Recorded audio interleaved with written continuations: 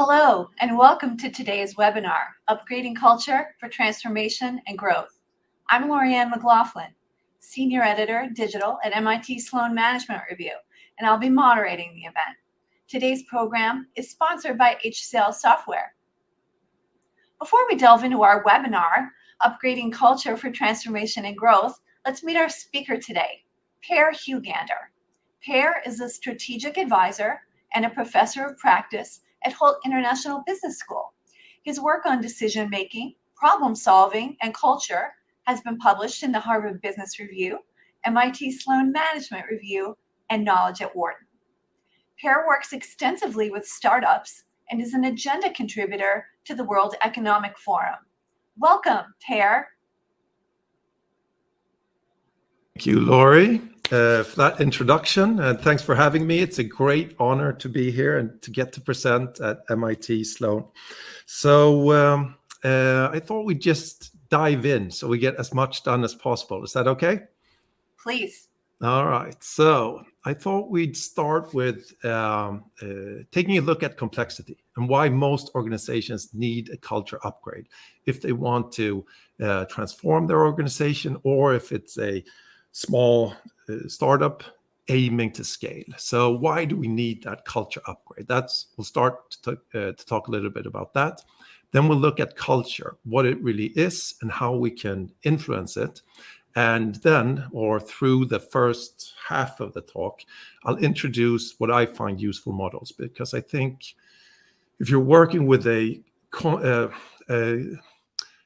subject as fluffy as culture, it's good to have some robust models to base your thinking on so you can have a structured and stringent approach. So I will share some of the models that I find useful, and hopefully they'll be useful to you as well. And the last half of the talk, I'll talk about a practical example. And for that, I'll use the case study that Harvard professor Amy Edmondson wrote about my work with Swedish bank SEB.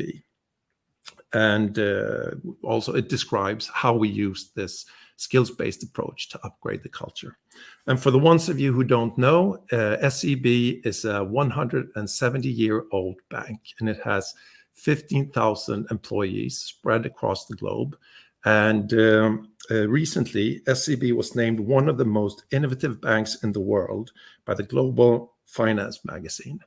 And innovation, or more precisely, to create a culture that drives innovation and that aligns the culture with the transformation strategy. Those were the goals that I was given when I was hired to perform this culture upgrade. So we'll use that case as an example, but I want to point out that I did develop the approach when I was helping startups growing into becoming scale-ups, and many of them unicorns. So it's at least as helpful in that context as well. So let's get to it. The first thing that I think that everyone needs to know and understand if you want to scale or if you want to transform an organization, and that's that your strategy and your roadmap is a hygiene factor. A lot of the time when we raise money or sell our plans to the board of directors and the senior executive team, we kind of fall in love with our strategies and our roadmaps, and we think that they will guarantee us success. But they're a hygiene factor. And with that, I mean they're important. They need to be well thought through, and without them, you don't have a chance, but they will not guarantee success. They're table stakes. They'll get you to the table, but what decides your long-term success? That will be the unforeseen challenges and opportunities that occur along the way and how you deal with them. And if you're not effective in how you deal with those unforeseen things that happened, they're very likely to both slow you down and sometimes even derail you. So this is important to keep in mind. That is the unforeseen challenges and opportunities that will decide your success. Then secondly, the challenges that tend to derail us or stop us, they're most often of complex nature. So when we move into new markets and we try to move into new customer segments and we start doing new things, doing them in new ways, the certainty about the decisions we made or what those decisions will lead to that is reduced. Let's see if I can draw on this. Yes, so that goes down. So you move out on the certainty axis of the complexity matrix. And at the same time, the opportunities about, the options about how to move forward, they will also increase. So it's a lot harder for us to reach agreement. So a lot of the time we'll move out on this axis as well. So the challenges that tend to stop us are these complex challenges, the challenges that are out here.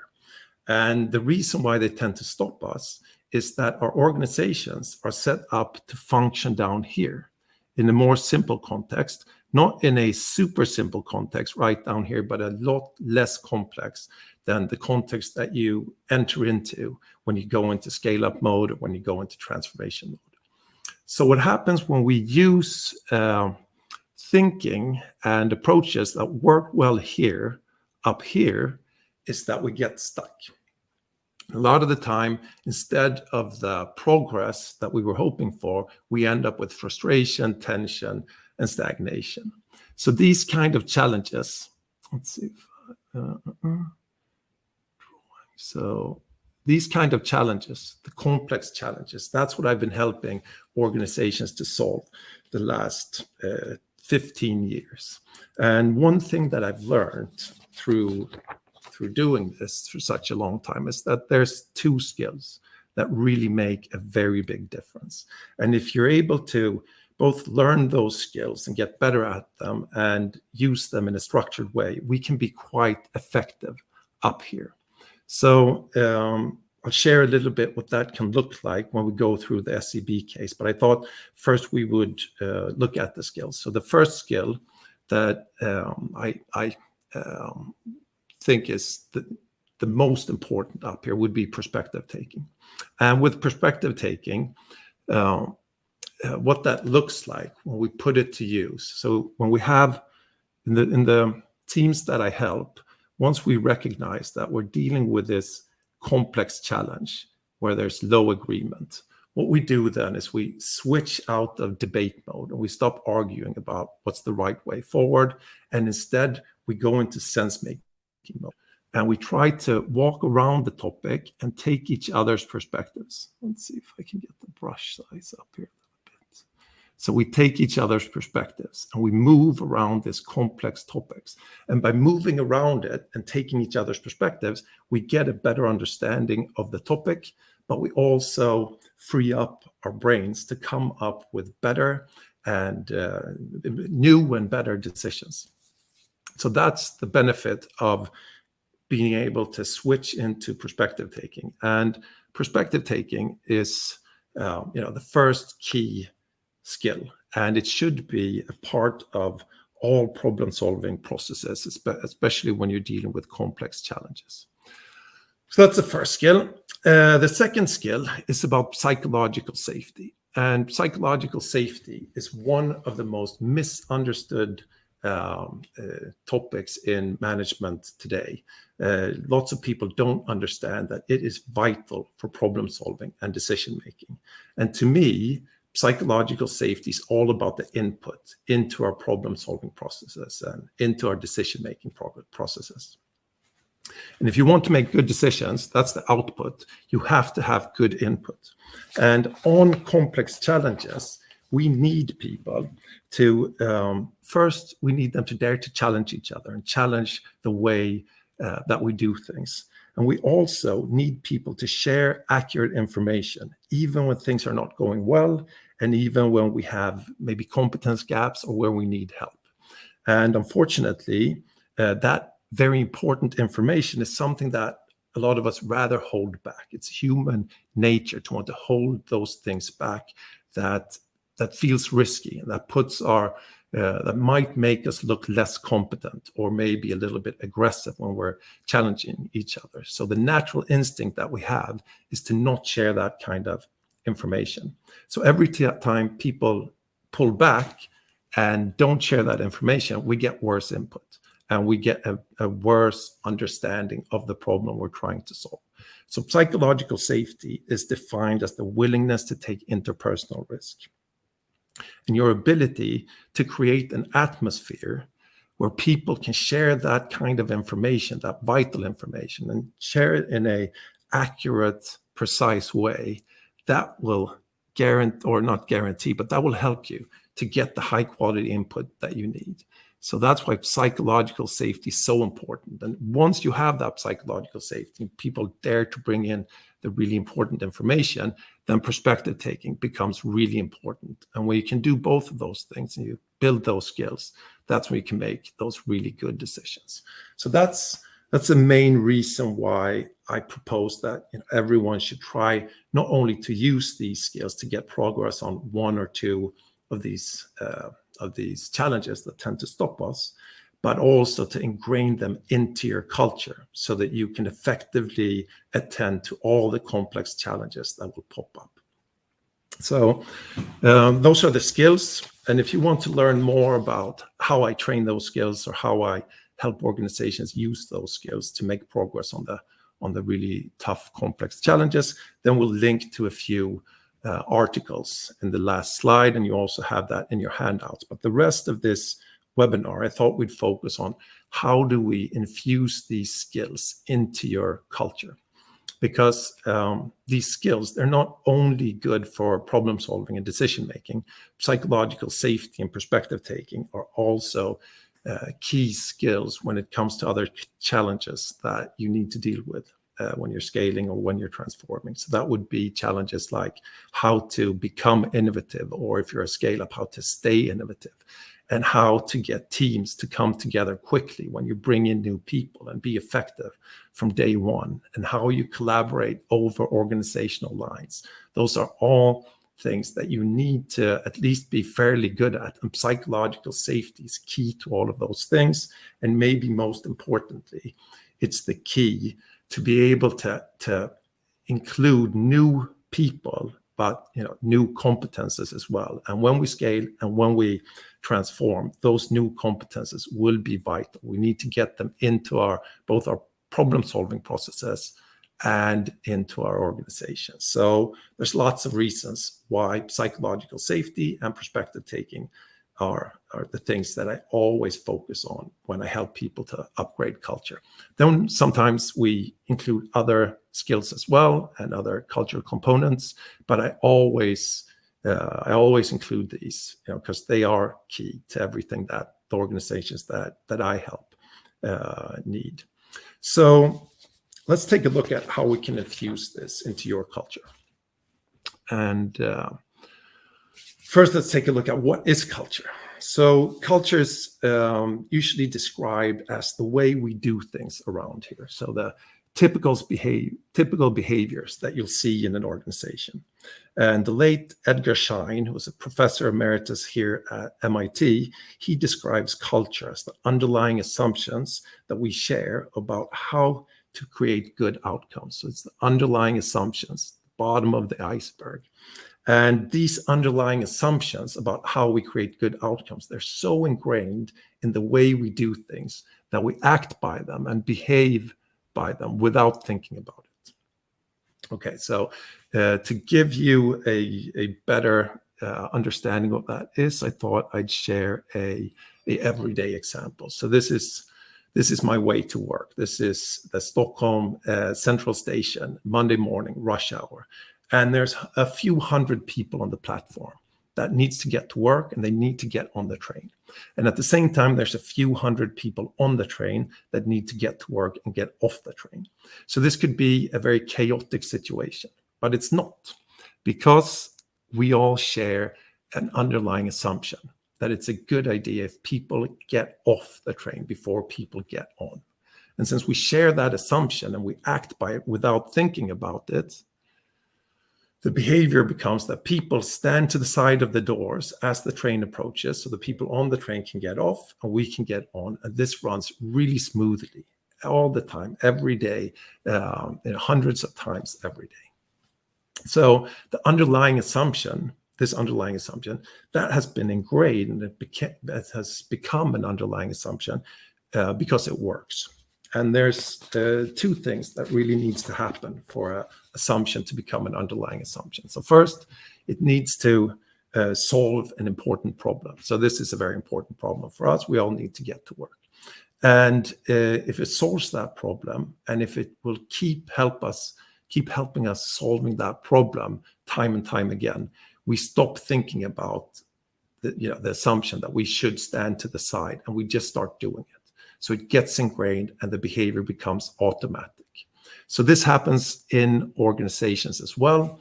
We come up with how to solve our most important challenges. And if those assumptions work time and time again, they get ingrained and they become underlying assumptions that guide our behaviors. So if you want to change culture, what you need to do, according to Shine, and that I firmly believe in, is that you want to help people change assumptions about what works for us here in our complex or in our specific context right now. So the way I put this to use in this skills-focused approach is that it's a full focus on underlying assumptions. And I create the proof. I try to find ways to create proof that these skills lead to successful outcomes. And it's not the general theoretic understanding and insight and assumption that this will work that I can give from, if I share Amy Edmondson's excellent research on psychological safety. She clearly links psychological safety to better performance. But that theoretical insight is not enough. What I want to help people to understand is how it works for us on our challenges, in our context, with our people. So right here, that's the key. And what I aim to do in everything I do, really in this skills-based approach, is to create this link. So let's see if I can get the next slide up. Yeah, so to create this link, that perspective taking leads to successful outcomes. So the first thing I need to do then is to help people to solve something tough, just like in the train station, if you remember. You have to solve a complex challenge. And then you need to help them do that time and time again so that this gets ingrained and they realize that it doesn't just help one time. It's not just one challenge that we can reach successful outcomes by using perspective taking. It actually works time and time again.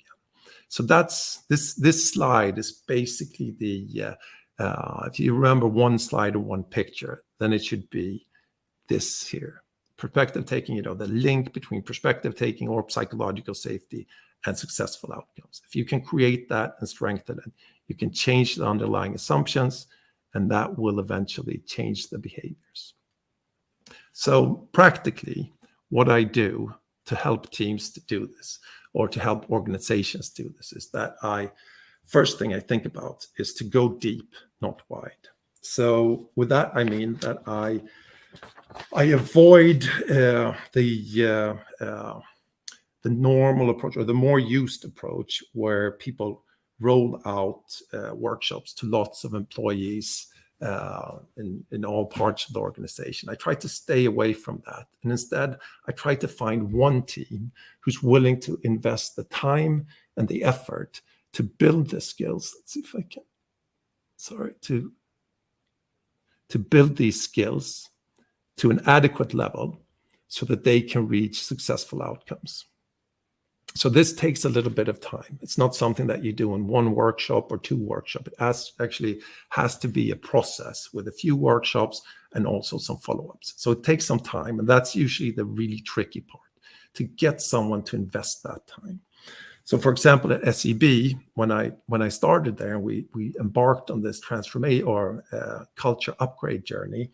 People were really the executives and the senior leaders, they were interested. They wanted to learn about these skills, but they wanted to do it through 2-hour workshops or half-day workshops. And no one was really willing to put in that time to build the skills to an adequate level so that we could start making this connection.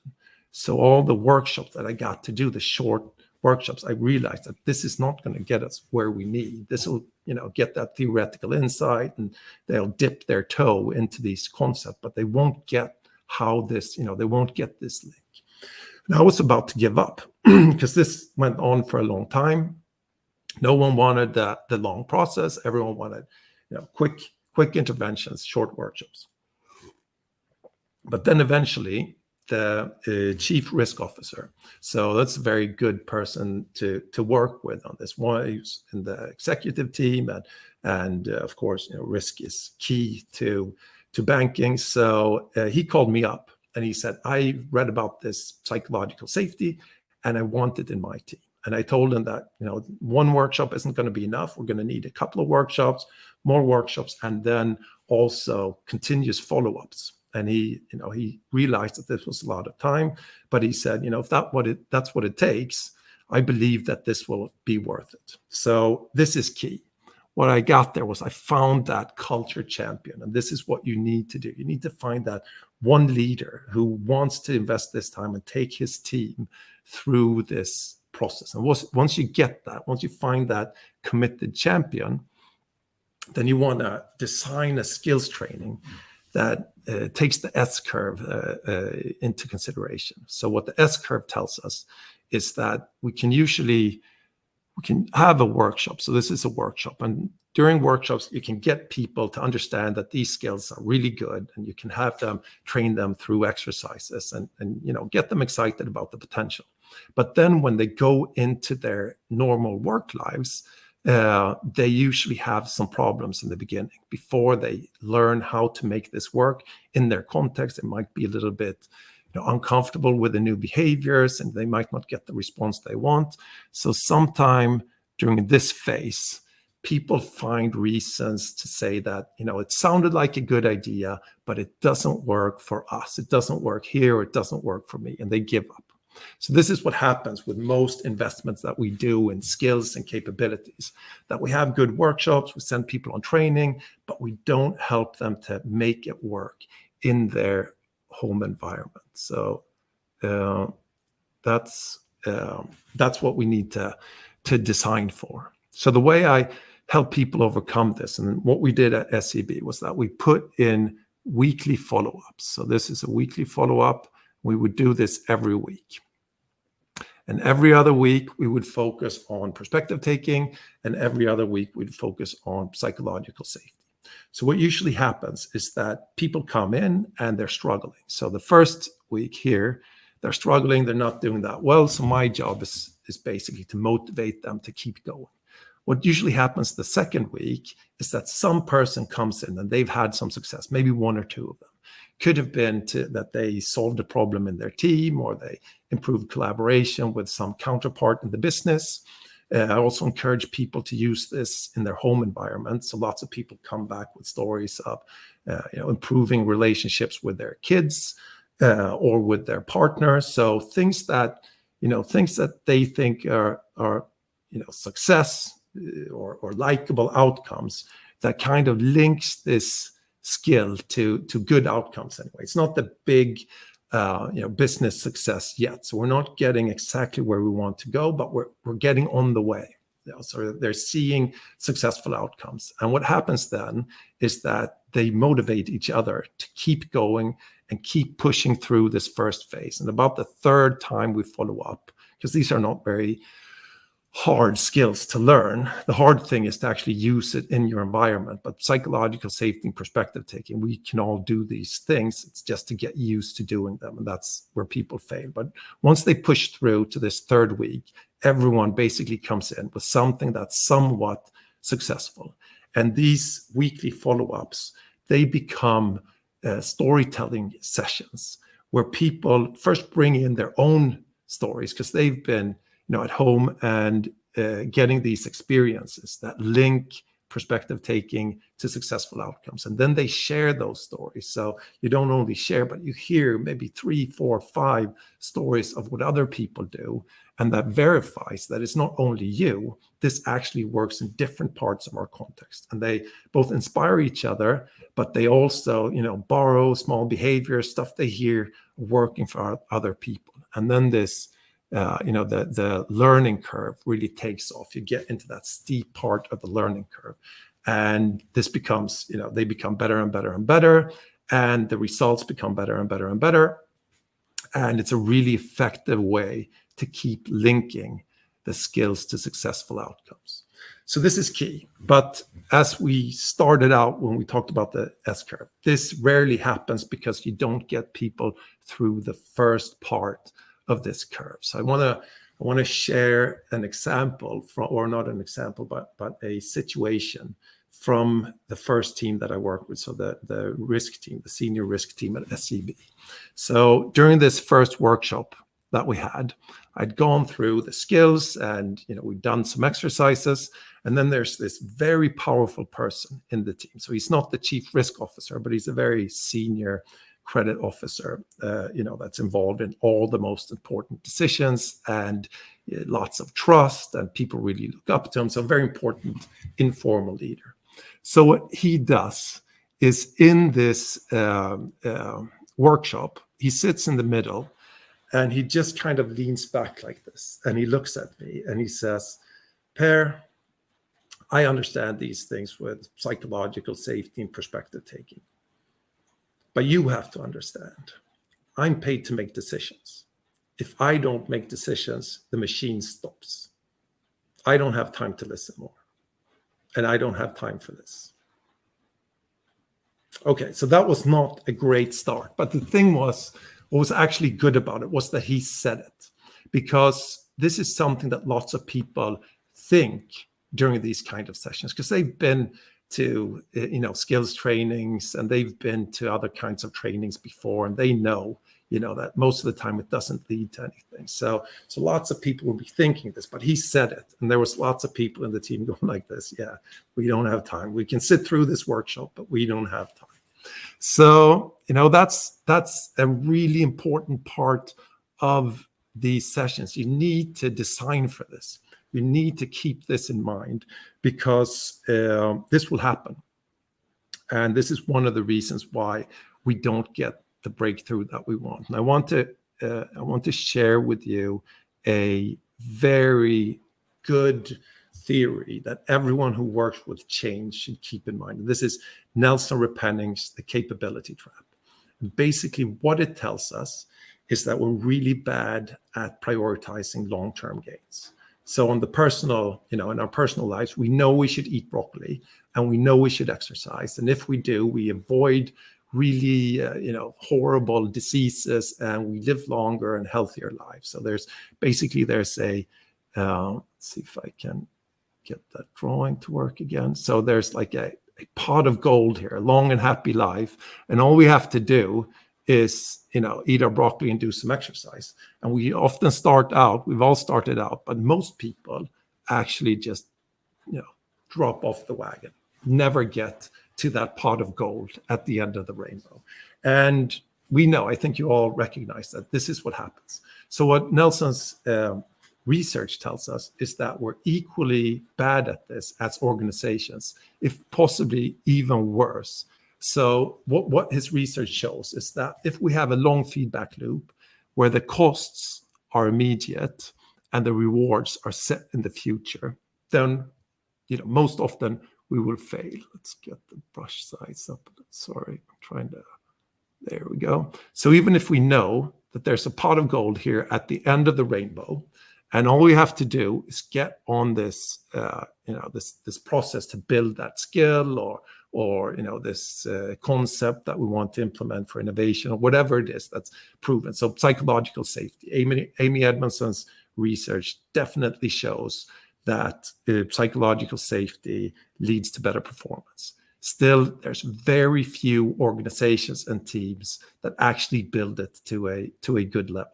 So, lots of people start off, but just like with the broccoli, we find reasons not to do it. So I think the S-curve that we talked about before is one reason, and there's lots of other reasons. But what we know is that we basically never get to the end, especially if the costs are immediate. And have to keep in mind what I'm asking of these leaders with this, this guy who's sitting there and being very skeptical.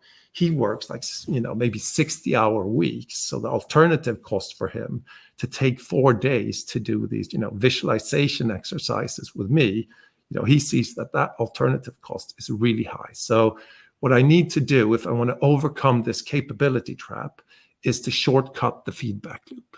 So you want to shortcut this loop. And what I try to do is that I take a little bit of this gold at the end of the rainbow, metaphorically speaking.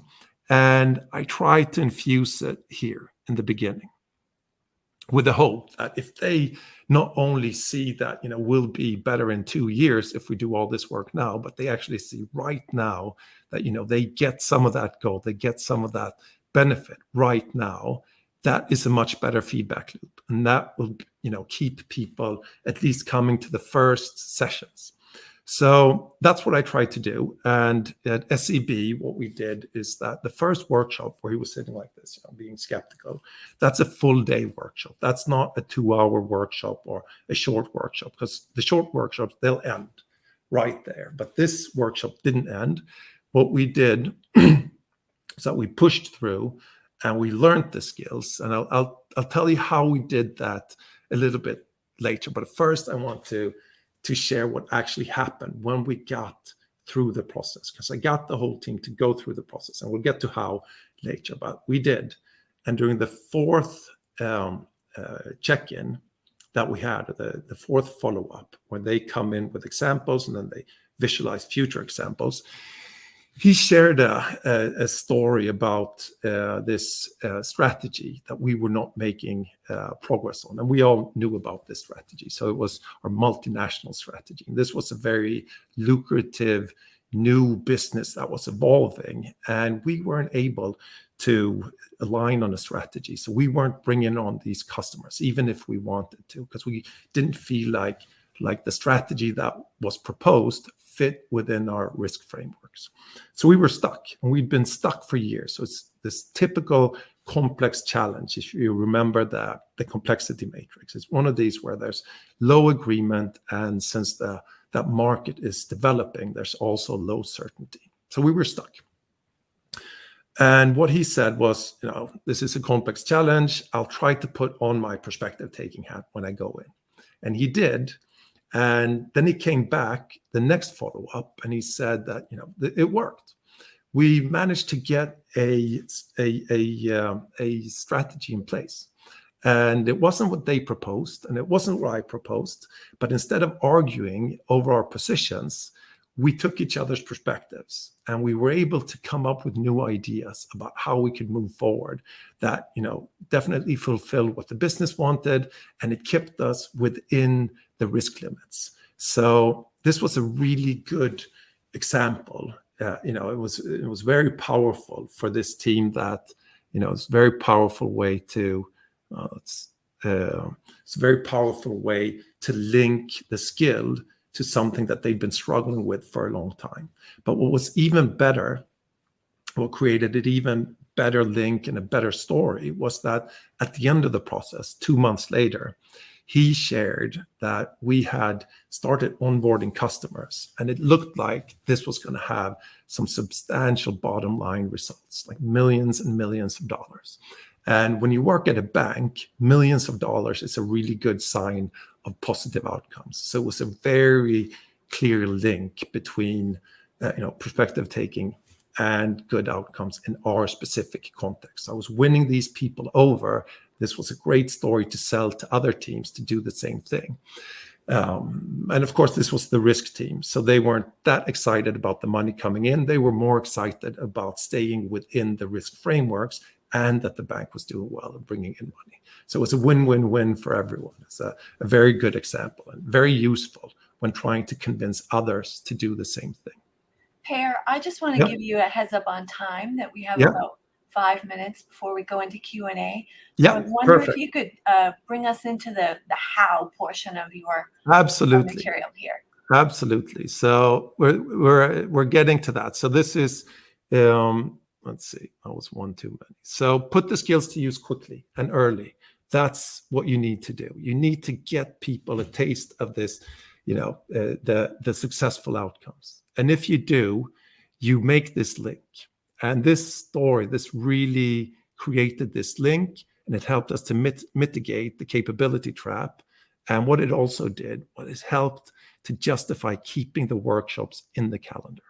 And that is really important, because when you get that culture champion, that person is going to be under fire from these really skeptical people who will, try to avoid to go to the workshop. So this helps him or her to justify keeping the workshops in the calendar. So the next thing you want to do is if you're serious about influencing the culture, you don't want to give them just one chance. So the way I design it is the first workshop, you do this structured,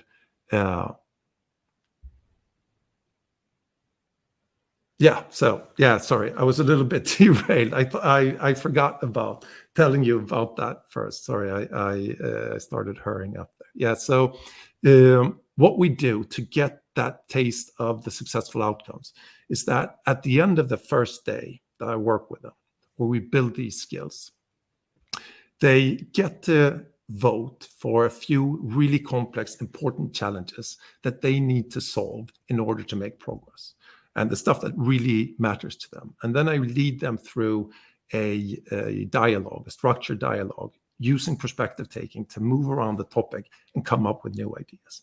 When they approach those complex topics that way, they usually make progress. And this happened in the risk team, and it happens in basically every other team. So that's a key to the design. So put the skills to use quickly and early. Then you have the weekly follow-ups.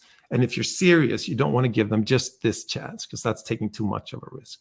So I put in follow-up days. And during those days, we don't introduce new skills and new theories. We work and use the skills to make progress on what matters to them. And at the end of each day, we do some of these, or we do one of these structured dialogues around their topics that they really care about. So they come away from this process having lots of examples. Remember the train station. You need to first solve one challenge and then show that it works over time on many challenges. So we're really solidifying this link. And that solidifies over these weekly follow-ups as well. So you give them lots of opportunities. And what you then do is that you stop selling the skills. I don't talk about perspective taking anymore. Then you start telling other people, other teams about the successful outcomes. And that will help you to recruit new promoters. So this is key. Put the skills to use early. Give them several opportunities so that it gets ingrained.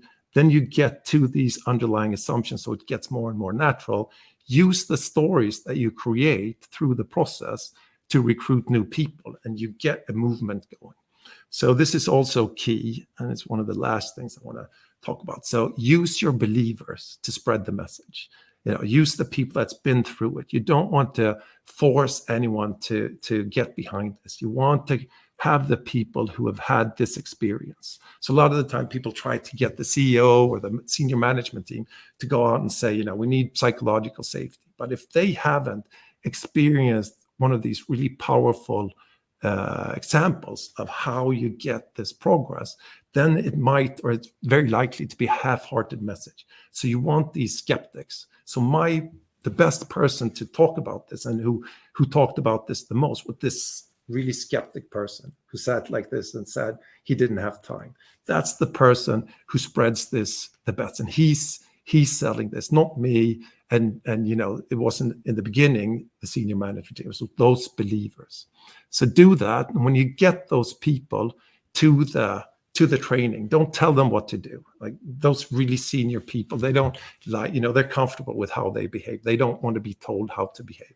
So, but if they go through those weekly sessions, they will find their way to do psychological safety perspective taking. It's not super hard stuff to do. It's just that they need to find their own way of doing it. And again, let's see, use your skeptics. That's the most powerful promoters. So I have one more story that I hope I can get in before we end up. So that was after the risk team. We did this with the investment bank. That's really high profile.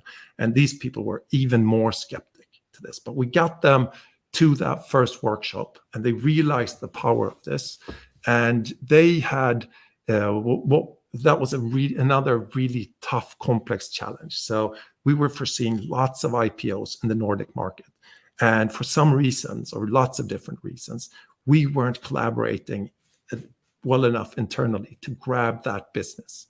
So they said, this is, we can't solve this. And we want this business, but we can't get the collaboration to work. Let's use one of these, jazz sessions to do it. And we did. and they came up with a way to move forward. And these people had been super skeptic before. These are high, the typical high profile bankers. They were really skeptic to these soft skills, but they put it to use, and we were able, we moved around it for an hour, taking each other's perspectives instead of arguing, and they came up with a solution, and the market did take off, and we ended up earning so much money on this because we were able to catch a large part of that market. So this was highlighted in our annual report, and it was one of the strongest profit drivers. It was one of these great successful outcomes, linking perspective taking, which in the beginning people just thought was soft stuff, to millions and millions of dollars on the bottom line. And also that it was done by the skeptics, the people that were the most skeptic. So they then became really powerful promoters of this. So that's basically the skills-based approach. And going back, just to recap, success will depend on your ability to solve these challenges up in that corner, the complex challenges that we're naturally not good at solving. But perspective taking and psychological safety are key skills that you can learn, and you can infuse those skills into your culture. And to do that, you want to find that champion. You want to go deep, not go wide, go deep, and put the skills to use early. Put them to use so that they get a taste of that, that goal at the end of the rainbow, so they don't drop off the wagon. And once you do that, communicate stories. Keep communicating those stories, and use your believers, the flip skeptics. So that's what I think you want to take away. And we'll jump over these. And just for the ones of you who are curious about how do you teach this skill of perspective taking, I advise you to look at this article that I wrote with the Wharton Neuroscience Initiative. That tells you what it is and why it's so powerful. And then if you're curious about these structured dialogues and the breakthroughs that we have, then look up this article, because that describes that and the neuroscience behind the ideas. And this is a good article that I wrote with Amy Edmondson about how to boost psychological safety.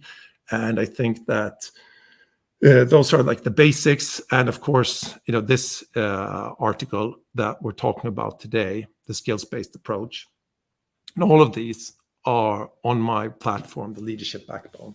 And there's other articles that goes more into depth. So if you want to know the how of the actual process, that's where you want to go to look at it. But I think now we have an understanding of how, the culture part, how we can upgrade that. So with that, I'm a little bit over time. I'm sorry about that, but I think we hit most of the stuff that I wanted to. Terrific. Thanks, Per. Great presentation. Thank you. I just want to remind everyone that this material is in your handouts. And I'd also like to remind everyone that the presentation and the recording will be available after the webinar, so you'll have that. But now let's move into the Q&A. If you'd like to ask a question, you can still do so by putting it in the Q&A module in the engagement panel on the right side of your screen. So first, Per, one of the attendees asks, how do you define perspective taking? And what is the difference between perspective taking and active listening? Yeah, that's really good. So this is key, and it'll be in those articles. But perspective taking is very much about getting outside of your own bubble. So a person who's much smarter than me, who I can't remember the name of, she said that two people are never in the same conversation. So you and I can be talking and we can be hearing the same things, but I hear and interpret that based on my history, what I've been through, both recently, but also what I bring with me from education and from my experiences and from that team that I work with. So perspective taking is about moving outside of that bubble and moving into another person's bubble. So try to imagine what it is like to go into another person's bubble. So active listening, that's one part of perspective taking, because you need that active listening. But active listening often happens from my bubble. I listen and I hear what confirms what I already know and what confirms my ideas. But if you want to become really good at perspective taking, and what we train through this process with the follow-ups is to get out of my own bubble and try to see the topic from another person's perspective, including their motivations and their history and their why they think the way they think. Is that fairly clear? Great. And that leads nicely into our next question. Robin asks, can you please give an example of how people do perspective taking in their organizations? In other words, how would you get this going with the group? So if you talk about it, and if you just most of the time I have them read an article on it so they understand the basics, and when they do, people understand that we probably have a few complex challenges, so let's give it a shot. And then they instead of advocating from my point of view, we decide that now we're looking into Laurie's perspective. So then I will try to forget my bubble and really dig into your perspective for 5 or 10 minutes or sometimes 4 minutes. And then we just stop the time, and then we move into Per's bubble. And then you try to forget your perspective and you move into mine. And if there's someone else, we move around it. Sometimes it's 2 minutes, 3 minutes. Usually really simple stuff like that can help to move away from debate and into seeing the topic from lots of different angles and perspectives. And then the dialogues that I talked about that you can read about in those articles, well, that's a little bit more sophisticated, but it's all about timing and spreading the word so that instead of being focused on my point of view, I do that for maybe 10% of the time, but most of the time I'm exploring the topic from other perspectives. So that's how you get into it. And it's a lot about facilitating the conversation. It's not just, you can do just free flow. I could use it with someone who doesn't know about this, but the key to these processes is that the whole team goes through it. So then they can say, it's time for perspective taking. Let's switch into perspective taking mode. And that is super powerful when you want to address these complex challenges.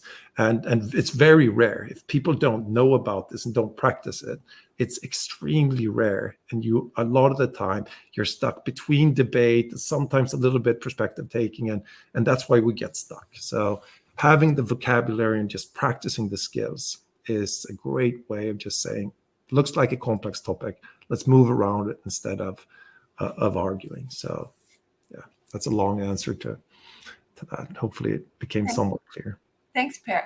So Karina had a related question, which is she's looking for some advice for how to actually switch from debate to sense making during a meeting.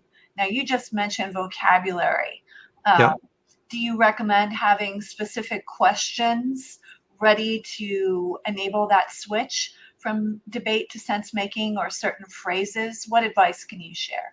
Absolutely. So it depends on if you're the only one who knows this. If you're in a situation where you feel that it's a personal skill, then what I train people in is a lot of the time, to see when it's a complex challenge, and then for yourself have cues for yourself to get into perspective taking. So I relax my feet, I take a deep breath, and then I have a few standard beginnings. So I would say, oh, this looks like a complex challenge. Before we move on, I really want to understand your perspective. So is it okay if I ask you a few questions? So then people know that I'm really interested.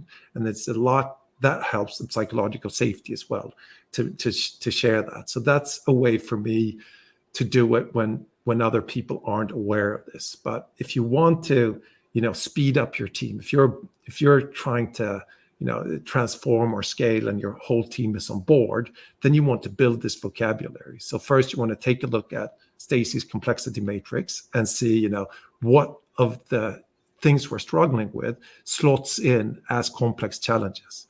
And on those, you probably want to read up a little bit about perspective taking. You'll have the vocabulary and just say, this looks like a complex challenge. What do you think? Should we set off 1 hour to move around it and take each other's perspectives? And if people understand the strength of perspective taking and start getting those experiences, that vocabulary to just say that. And it's not very tough. It's enough that you all read those articles that I referred to. That usually helps people to be open to spending an hour on an important topic.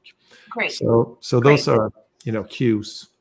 And I just want to remind everyone, you have those articles in your handouts. So hopefully if you use those, that will help you gain some of that vocabulary that Per has to share. While we're doing this work, Per, of the perspective taking, can you give some examples of how to promote psychological safety among the group while they're doing this work? Because this is quite difficult work for some people to do. Absolutely. It's very difficult for lots of people, and especially when we get into those sensitive areas where, I feel vulnerable talking about things that aren't going well, or, there might be reasons why, I've been, trying to improve my KPI instead of the overall performance. And you might be in a situation where you feel vulnerable, but you need to share that information. So how to do that? A lot of the time, there's different ways. You want to, if it's possible, you want people to get comfortable being uncomfortable. So you want to practice on a little bit less sensitive things. So what this is that psychological safety is really a warning system. You detect that something here is risky and you start shying away. And that warning system that we have, that warns us that now we might look like we're less competent, or people might see us as hostile. That warning system is not really calibrated for the work that we need to do when we scale and transform. It's calibrated for, living on the savannah millions of years ago. So you can calibrate it by start to talk about these sensitive issues, and don't start with the toughest ones, but start with stuff that's, a little bit sensitive, and you'll recognize that, it wasn't that bad. So you start calibrating that that warning system for people. And if you have sessions where you talk about things that isn't going well or things that I'm unsure of, then it becomes easier and easier and easier. And then I think that it's the framing. Amy talks about this, Amy Edmondson talks a lot about that. And I really believe it. And if you frame the question, first of all, you want to rip it out of the everyday life and give it some time. And then you want to frame it as a learning question, not something that we need to get done quickly, but a learning question that we need everyone's input on. And then also, if you have the vocabulary for complex, you want to tell people it's a complex challenge. There's lots of ways to move forward, and we want to learn about it. So everyone needs to contribute. That helps. And then if people are trained in perspective taking, so that's another article that you'll find on my, that me and Amy wrote as well. And then perspective taking actually helps psychological safety. So when I am really curious about your perspective, I will feel more safe to voice it than if I'm in a debate and an argument and where people are using my words against me if there's a weakness. So that perspective taking is also a way to get to psychological safety. Great.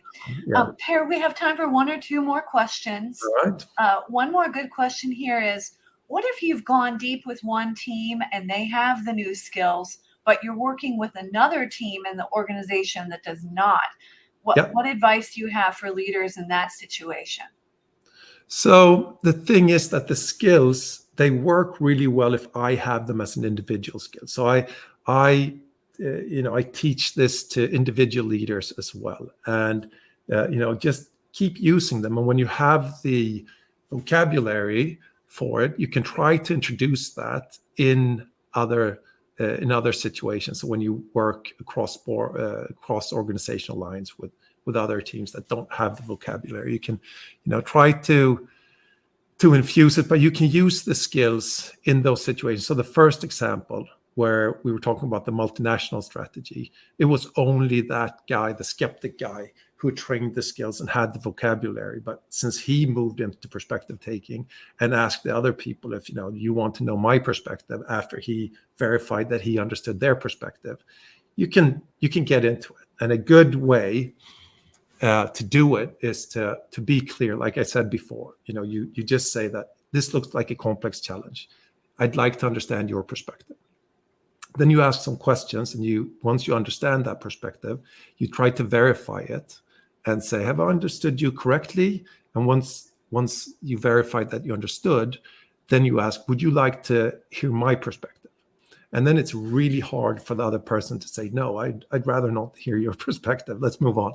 So then, you kind of force them, even if they don't have the skill, to somewhat take your perspective. So being open and talking about what you're actually doing, saying that, we need to explore this. I want to understand your perspective. Do you want to understand mine? That can help when the other people aren't skilled or versed in this. Great. Per, any parting advice on dealing with skeptics? Yeah, I think, don't tell them what to do, whatever you do, especially if that might work with, younger leaders, but older people, they're comfortable with the way they do things. Sell the benefits, sell the benefits and read these articles and show them that this works for other people and it will work for us. So give it a shot. And if they do, they will get it. So it's just to get them on that program and trying it out. And whatever you do, we didn't get to that because I was running late, but you don't want to introduce these skills in short workshops, because what happens with skeptics then is that they'll hear active listening instead of perspective taking. And you don't have time to switch them like you do when you get them through that program where I switched all those skeptics that we talked about before. So they'll leave that workshop thinking that, we know this, we don't want to invest time in this. So don't try with short workshops. Make sure you get long workshops. I call that, the danger of dipping your toe. It's in that article. And, if you got skeptics, make sure you have enough time to work with them so they really get a taste of what, that gold at the end of the rainbow is. Per, one of the attendees asks what size group you do recommend in a workshop. What size group is productive? Yeah, so for these sessions with the risk team, we were 18 people. So that's big, that's tough. And that was a very tough process, especially for being the first group. It works really well if you're like 8, 9. That's a good size. But, anywhere from 6 to 20, I've done with 32 people. It's just, you just... lots of the stuff is in those articles, but you just need to keep the structure and guide them through these dialogue sessions. That's the key. You can do that with lots of people. You just have lots Great. of conversations going at the same time. Great. So, I hope that gives everyone an idea on the size of the group. Yeah. Per, thank you so much for sharing your insights with us today. And thank you for having me. Thank you to our audience for asking such great questions. And thank you to our sponsor, HCL Software. I hope you enjoy the rest of your day, everyone. Thank you very much. Thank you very much.